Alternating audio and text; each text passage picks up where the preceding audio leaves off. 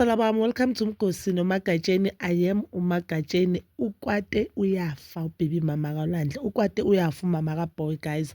After uLwandle has posted, there's a live that making rounds of uLwandle with another girlfriend, guys, or with another girl. And on that clip you could see ukuthi bayajola labantu, bayathandana nabantu, akunakuthi kuzathiwa ama-friends, guys.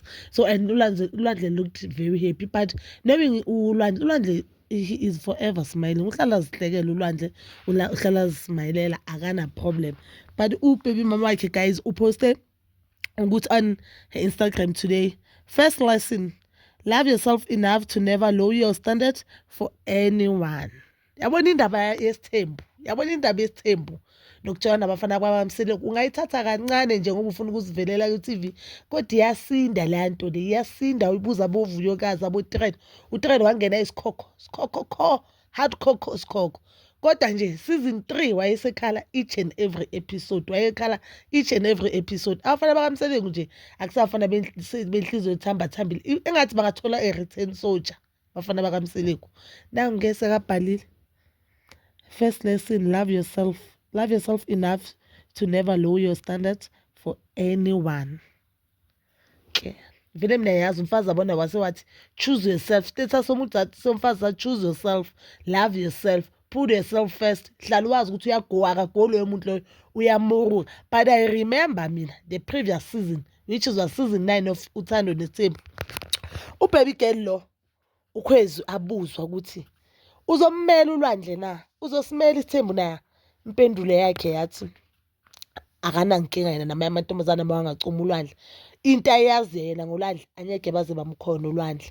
And amanye amahebezi athi angithi kuthiwa uLwandle umthathe ku-friend yakhe, bekayi-friend nale ntombi kaLwandle ke yathi iprek yatrenda kuthiwa i-pregnant, ngathiwa ingane bokungasalwandle, abanye bathi she was never pregnant, beka-fake pregnant. Nje la ntombi kaLwandle thina esiyazi yokuqala bathi they were friends and their pictures were there together. I mean, I thought mhlawumbe mangibona ama-pictures maybe nabo basesithembini. No, abantu bazazi bathi they were friends.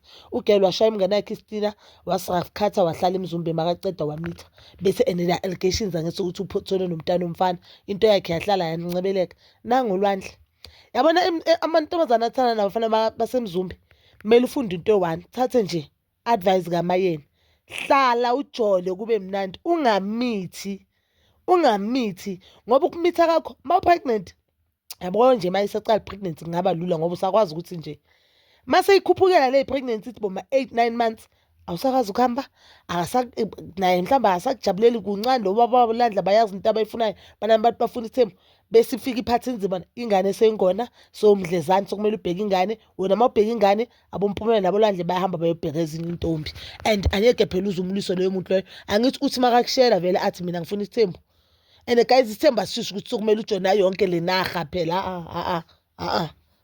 There's isithembu lento nje ukuthi abafana abantu bafuna isithembu engathi i-reason yabo ukuthi umuntu afuna ukujola ngokuthula, bese masombuza uzothi nditheni ndifuna isithembu.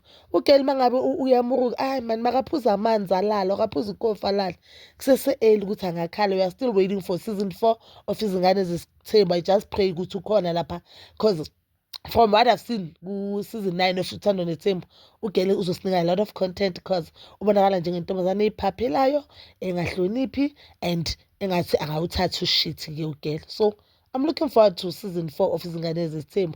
That is all for now, bazali bami. Please don't forget to like, subscribe, share and hit that notification button. Nginithanda ukuya nokubuya.